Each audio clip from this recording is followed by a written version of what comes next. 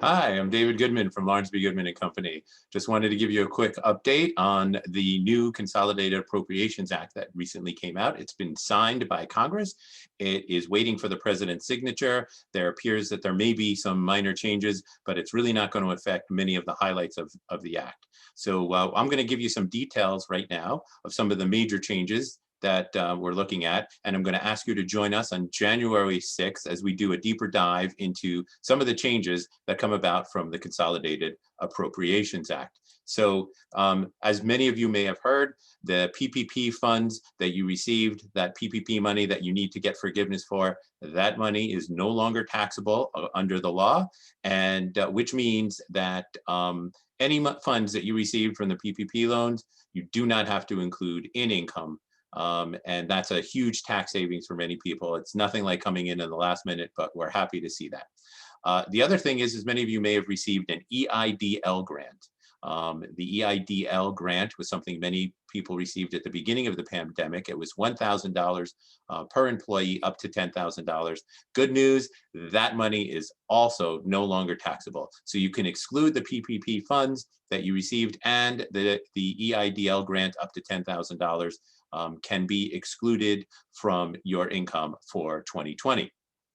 Another change in the act is those businesses receiving loans from PPP of up to $150,000 now have a very simple process for applying for forgiveness.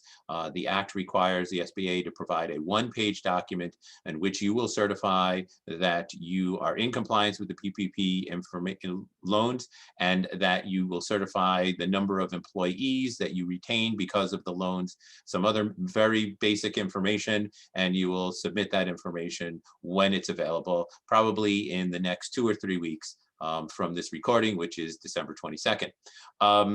Another thing that you may have heard about is there's a second round of PPP loans coming out. We're calling them the PPP2 loans for existing businesses that have less than 300 employees and have incurred a 25% reduction in receipts in a quarter in 2020 compared to a quarter in 2019 will be eligible to apply for PPP2, provided that they're in compliance with the original PPP loan that they've received.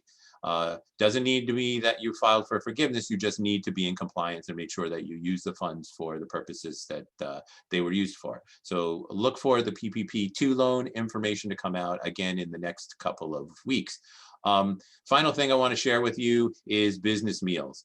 Business meals provided by a restaurant will be a 100% deductible beginning in 2021 and for 2022. This is to help support the restaurant business that has been decimated by the pandemic. So I want to thank you for listening to this brief highlight update, and we will be providing additional in-depth information for you January 6th. Look for our webinar, follow the emails, and we'd love to have you come and participate. So I want to wish everybody a Merry Christmas, a new year of 2021 that is much better than 2020. May we all find peace, hope, and good health in the year to come. Thank you for listening.